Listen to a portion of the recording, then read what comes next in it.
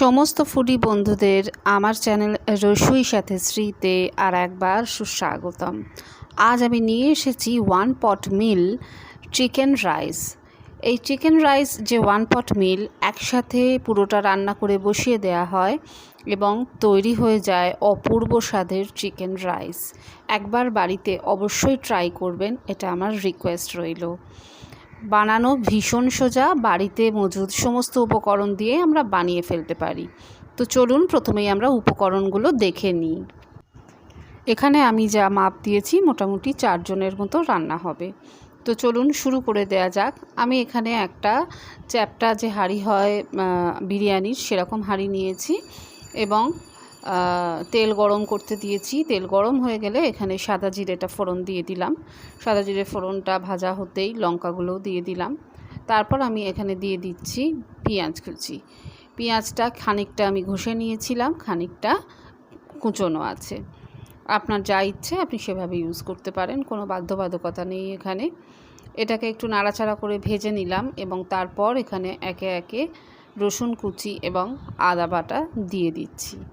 এখনও পর্যন্ত যারা আমার চ্যানেল সাবস্ক্রাইব করেননি প্লিজ সাবস্ক্রাইব করে নেবেন এবং তারপর বেল বাটনটা অবশ্যই বাজিয়ে দেবেন কারেন্ট নোটিফিকেশনের জন্য। তো চলুন, আদা বাটা এবং রসুন কুচি দিয়ে দিয়েছি। এবার এটাকে ভালো করে নাড়াচাড়া করে নিচ্ছি। আমরা একটু ভাজা ভাজা হয়ে যাবে, কাঁচা গন্ধটা চলে যাবে, সেই অবধি ভাজবো আমরা। এরপর আমরা এখানে দিয়ে দিচ্ছি নুনটা আন্দাজ বুঝে দেবেন, এখনই পুরোটা দিয়ে দেবেন। যেটা আমি পুরো চালটা মেশানোর পর তাতে যে আন্দাজটা আসা উচিত, পুরো চালেতে নুনের যে মাত্রাটা প্রয়োজন সেই বুঝেই কিন্তু আমি এখানে দিলাম।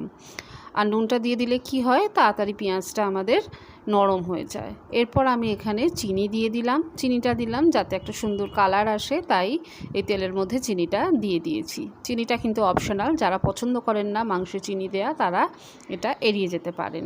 তো চিনিটা দিয়েও আমি খুব ভালো করে নাড়াচাড়া করে নিলাম। এবার দেখুন কালার এসে গেছে সুন্দর। এবার আমি দিয়ে দিলাম হলুদ গুঁড়ো। হলুদ গুঁড়োটা দিয়েও ভালো করে নাড়িয়ে নিচ্ছি যাতে হলুদের গন্ধটাও চলে যায়। এরপর আমি একে একে জিরে গুঁড়ো, ধনে গুঁড়ো সব এখানে অ্যাড করে দিচ্ছি। আমি একটু কাঁচা লঙ্কা ইউজ করতে ভালোবাসি, দেখেছেন আমি দিয়েছি, তো সেই জন্য আমি এখানে লঙ্কা গুঁড়ো ইউজ করলাম না, আপনারা চাইলে কিন্তু করতে পারেন। তো এটা কষতে কষতে একটুখানি ঘন হয়ে এসেছিলো, মশলাটা পুড়ে যাওয়ার চান্স ছিল, তাই আমি অল্প একটু জল দিয়েছি। জল দিয়ে এখানে খুব ভালো করে মশলাটাকে কষিয়ে নিচ্ছি। কষানো হয়ে গেলে যেই সুন্দর গন্ধ বেরোবে, এবার আমরা এখানে কিন্তু চিকেনের পিসগুলোকে অ্যাড করে দেব এবং সেটাকে ভালো করে নাড়াচাড়া করে চিকেনের গায়ে এই ভাজা কষানো যে মশলাটা আছে সেটা লাগিয়ে নেব এবং ঢাকা চাপা দিয়ে এটাকে আবার বেশ খানিকক্ষণ কষিয়ে রান্না করে নিতে হবে। চিকেনটা যেন হাফ সেদ্ধ হয়ে আসে সেই রকম অবস্থা অবধি কিন্তু এটাকে বারে বারে নাড়াতে হবে এবং ঢাকা চাপা দিয়ে রান্নাটা করতে হবে। আমার এই রেসিপিটা যদি আপনাদের ভালো লেগে থাকে তাহলে প্লিজ বন্ধুবান্ধবদের সাথে শেয়ার করবেন, কমেন্ট করে জানাবেন কেমন লেগেছে, আর একটা লাইক তো দেবেনই।